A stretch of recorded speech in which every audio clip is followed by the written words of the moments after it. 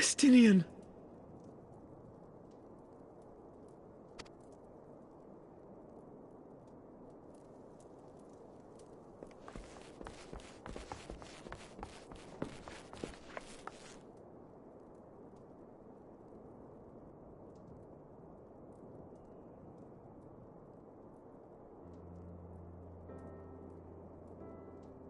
Cease your mewling, boy. It grates my ears.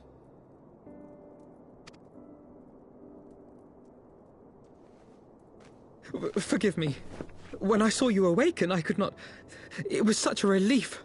We feared you might never wake up. Now, Estinian.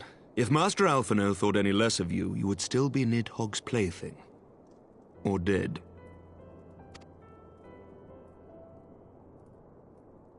Aye, 'twas but a jest. I thank you, Alphino. And you too, Warrior of Light. Quite how you managed to persuade Hraesvogr to aid in his brood brother's downfall I cannot imagine. But full glad am I that you did. Yet again, you have achieved the impossible.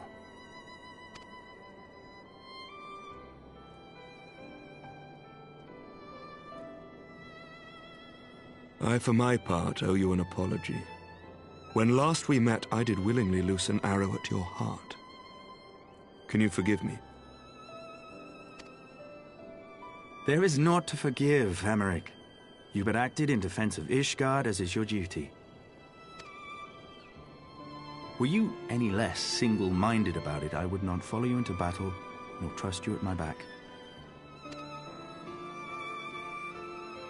Besides, I had come to the selfsame conclusion, that I would have to perish for Nidhogg to be stopped. So let us dispense with the hand-wringing. I have heard enough mewling for one day. Oh!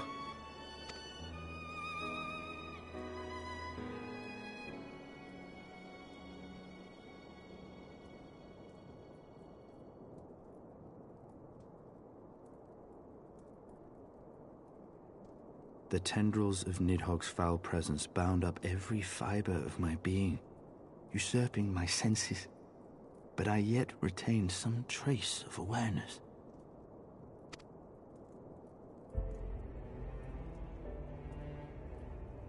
The worm's mind was as a vast and tumultuous sea. Endlessly its black waters churned, his grief and despair at Ratatoska's murder never calming, never receding. Driven by this surging current came wave upon wave of unrelenting rancor. It was the very image of my own heart. There I saw the dark reflection of the hatred I felt after Nidhogg slew my family, when no path remained save vengeance against dragonkind.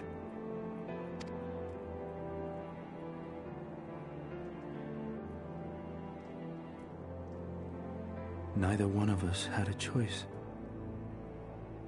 But I was blessed with something Nidhogg was not. Comrades and teachers to console and admonish me.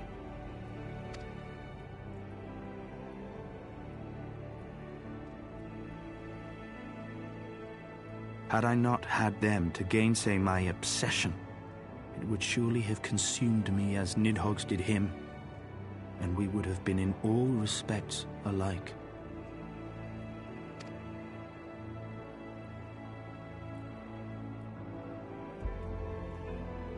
Though his shade is banished, his spirit scattered upon the sea of clouds, I feel no joy at his passing.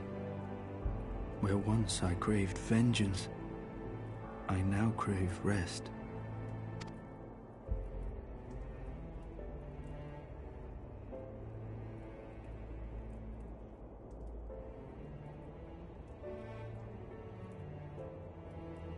Lord Commander, my hunt is at an end. I would lay down the mantle of Azure Dragoon. My friend.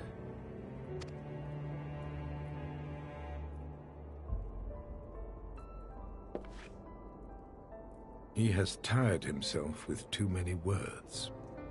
I doubt not that he will make a full recovery, but he must be allowed some few days of quiet.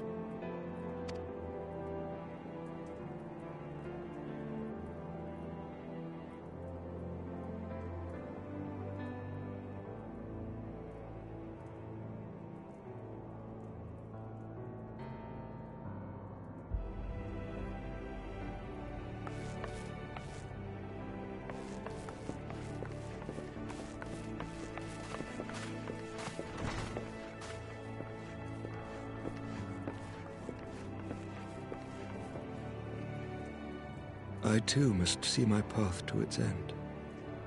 Sleep well, my friend.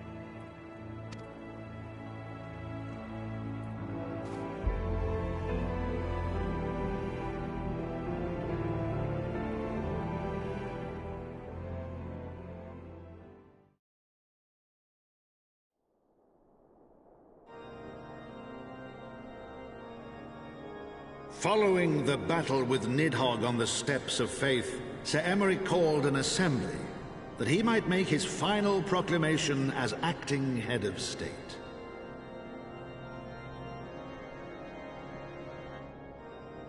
"'Twas there, with one decree, that the 1,000-year rule of the archbishops was ended, paving the way for a new republic.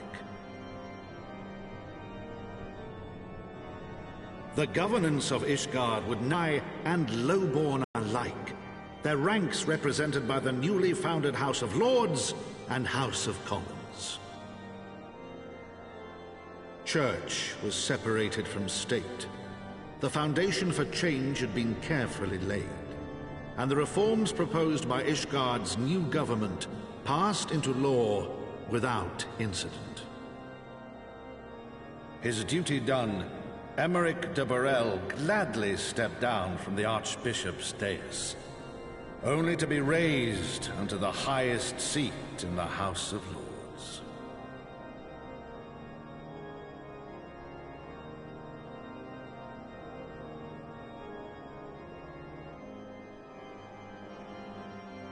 Though he strove at first to refuse this honor, the unexpectedly strident voice of the Count de Durandare left him little choice but to accept.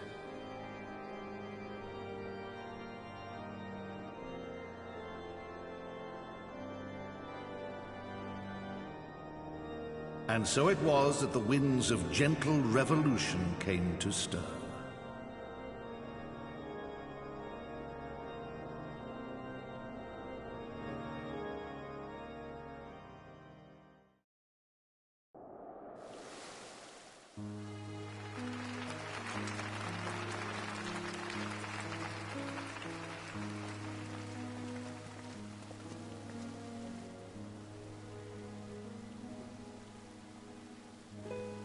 Prominent among the many honored guests at Sir Emeric's investiture were the ambassadors of Dragonkind, a fitting symbol of Ishgard's newfound peace.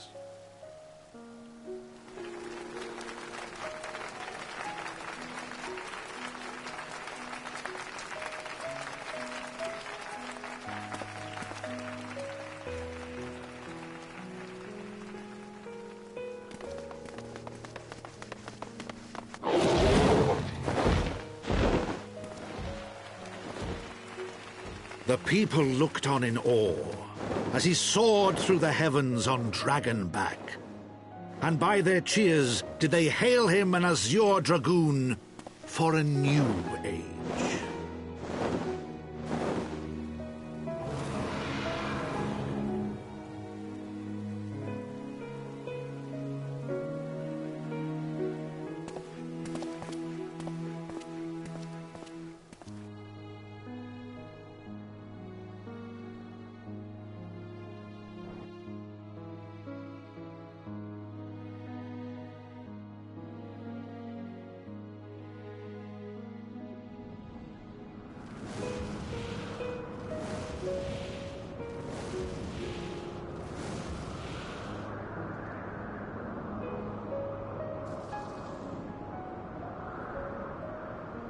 Thus were the notes of the dragon song rewritten.